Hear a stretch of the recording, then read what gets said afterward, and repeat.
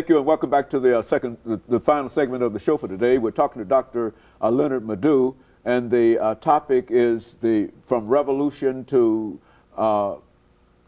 nuclear ambition, the country of Iran. And of course, Dr. LMadu, let's finish that conversation there. Now, like I was saying, when the Iranian revolution came into being, it became a threat to the Iraqi government.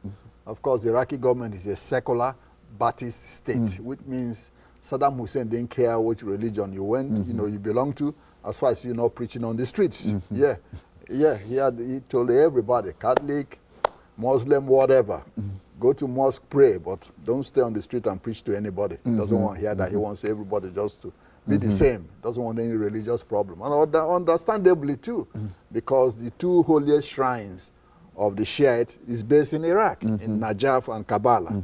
And that would be a source of problem for his regime, knowing that almost 60% of his population is Shiite, the same number that predominates in Iran.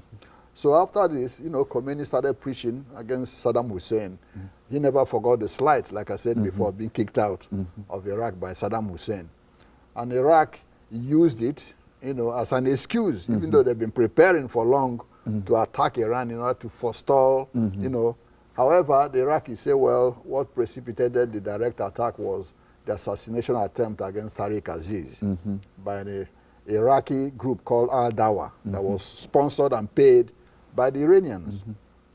Of course, the government of the United States and most European countries wanted Saddam Hussein to attack Iran anyway in order to stop the revolution, from moving. Why? In 1953, we remember, the CIA helped orchestrate the coup that overthrew Dr. Mohammad Mossadegh, who was a popular Iranian prime minister, and installed the Shah back to power. The Shah had already been overthrown. He left and he was in Rome.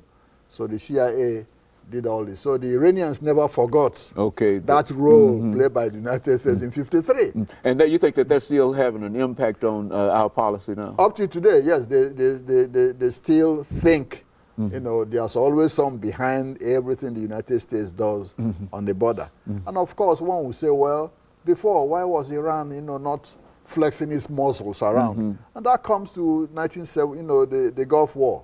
You remember that after the Gulf War, George Bush said, hey, we've accomplished what the UN resolution said. Go to Kuwait, kick Iraq out and leave them.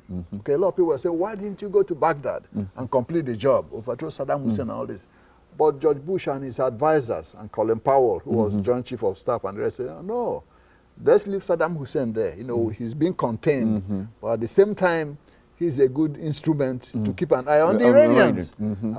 As much as he's in power, the Iranians are not going to do anything foolish because they're always worried about what Saddam Hussein is going to do next.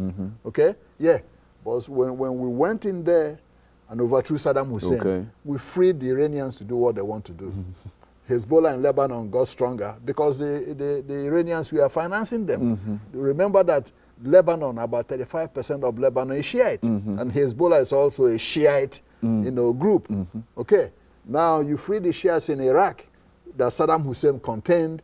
Now you have 60% of the Shiites in Iraq and those in Iran teaming up. Okay, nobody to control them. Okay. So in a way now we're talking about, okay, Iran wants to build a nuclear bomb.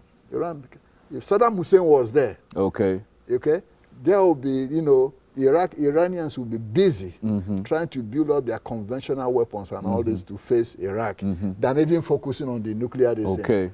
All the money and all this that they are putting there now will be used for some else to defend themselves against Saddam Hussein. So there was always a real belief